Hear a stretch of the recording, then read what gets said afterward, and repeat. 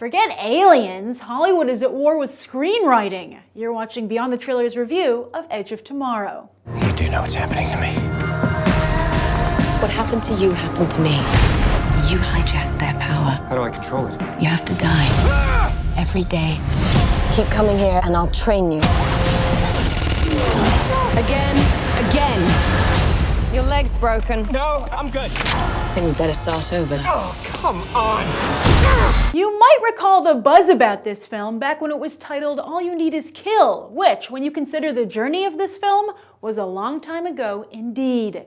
Initially, All You Need Is Kill was a Japanese light novel, what we call young adult, and we all know how much Hollywood loves those. So of course, this one caught their eye, especially since it won multiple literary awards in its native Japan. In fact, it was so highly praised and popular that it was turned into a manga as well, what we call a comic book, but in Japan, manga is much more mainstream. All You Need Is Kill, which is a surprisingly poignant title if you think of it as a regrettable acknowledgement rather than a gung-ho exclamation, tells the story of young Keiji Korea, who was drafted into the United Defense Force to fight the alien mimics. While he doesn't last long in battle, he finds himself stuck in a time loop, which restarts each time he is killed. Guiding him through this anomaly is an American female soldier.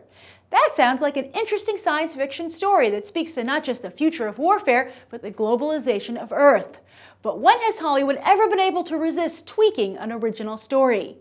Now young Keiji Korea is older William Cage, and he's the American, while Rita is from the UK, a strong source of box office revenue. And this film adaptation was first written back in 2010, before Asia began to emerge as a box office powerhouse that rivals the United States. And also, to be fair, that initial script did make it onto the 2010 blacklist of the best unproduced scripts in Hollywood. But still, Hollywood wasn't pleased. Once Tom Cruise was attached, additional screenwriters were brought on to improve the script, including Cruise's longtime collaborator, Christopher McQuarrie. They changed the script so much, though, that the original screenwriter whose script got on the blacklist, Dante Harper, is no longer even credited on the film. This is not new when it comes to movies, where screenwriters are edged out as creative voices by directors and actors. The opposite holds true on television, where writers are king, which might account for the current creative renaissance on the small screen. Anyway, it would be hard to find stronger and more aggressive creative voices than Tom Cruise and Doug Liman, the director of Mr. and Mrs. Smith and The Bourne Identity, but also Jumper.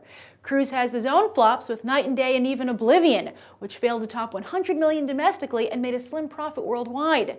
In fact, Cruise has found little success recently outside of his Mission Impossible franchise. And Edge of Tomorrow is the most expensive movie he's ever made, with a budget of $178 million, not including advertising. Part of that went towards building actual exoskeletons for the film, weighing 75 pounds each. They were so heavy that the actors had to be suspended on chains between takes to relieve the weight from their shoulders. That's pretty cool, and Hollywood has a great legacy of practical special effects. But is shredding scripts and overpaying for films going to become their new legacy? Well, what do you know? This isn't Oblivion deja vu, it's Jack Reacher deja vu. And that we have another quality Tom Cruise movie that's being sidelined by his wavering reputation and a bad ad campaign. Because this is a very good movie. In fact, I would even go so far as to say Edge of Tomorrow is the best movie of the summer yet. Now, Captain America the Winter Soldier is not technically a summer movie. But even if it was, Edge of Tomorrow even comes close to that film. And I think in large part because it's such a refreshing change of pace to have an original story in a summer that so far has been all sequels and remakes. And some of you might be saying, but wait a minute, Grace, isn't Edge of Tomorrow just a sci-fi rehash of Groundhog Day? How original can it be? And I say to you, very original. There are enough original aspects at play here that I think Edge of Tomorrow definitely stands on its own. And at the core of its success is how well it handles and how cleverly it handles this time loop. I would have to say that during this movie, I was on the edge of my seat. Then I was laughing out loud. Then I was scared. Then I was moved. It really has everything and delivers on every level, thanks to everybody involved, from the screenwriting to the acting to the directing to the production design to the special effects. But not at first. This movie doesn't deliver at first. At first, it's a little bit wobbly on its feet. And I was thinking to myself, well, you know what? World War Z already did this, and they did it better. But then as the movie got better, better, I started to think, wow, it's a good movie. I can see some real potential here. Too bad Tom Cruise has shoehorned his way into the middle of this movie.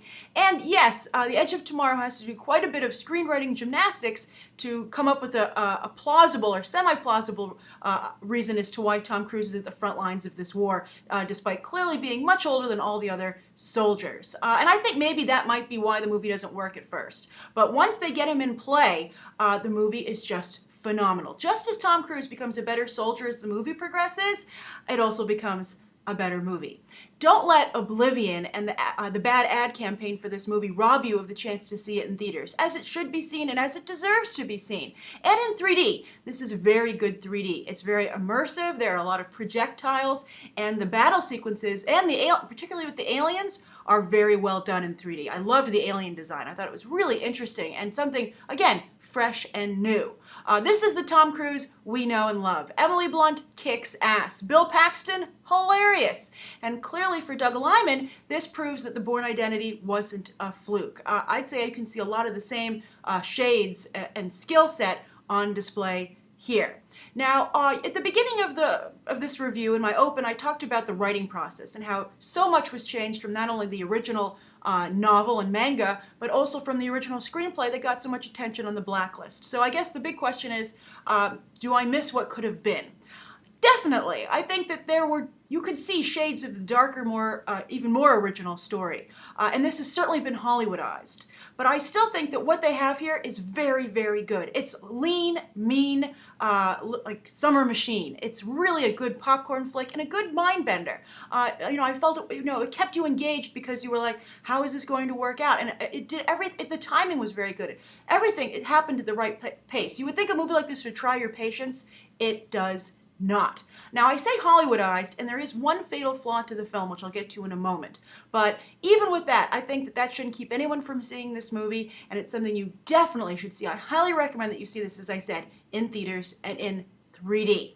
All right, so let's get to that flaw, which potentially even could be a fatal flaw. But I'm not going to outright tell you anything that happens, but you could probably glean what's going to happen from what I'm saying. So if you don't want any kinds of spoilers whatsoever, now's your chance to bail out, and you can come back after you've seen the movie. All right, still here? All right, I feel that the serious flaw with the film, and potentially fatal one, is that it doesn't have the guts to go for the logical ending. Instead, it goes for the Hollywood version, which I can totally understand.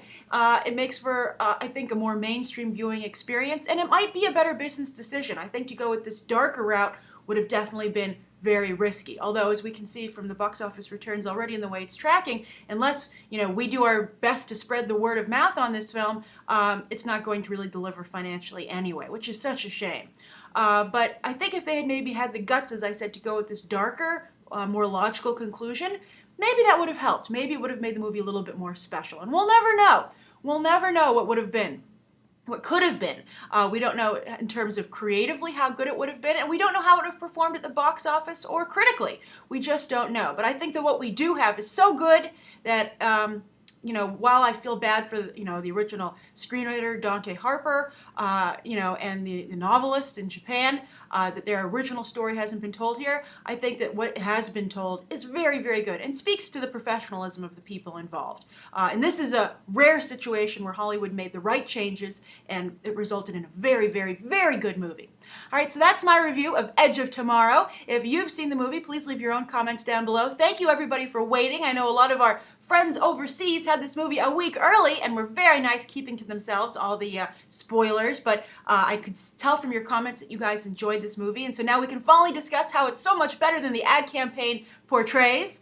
So leave your comments down below. Thank you for tuning in, and you can check out some more episodes right now.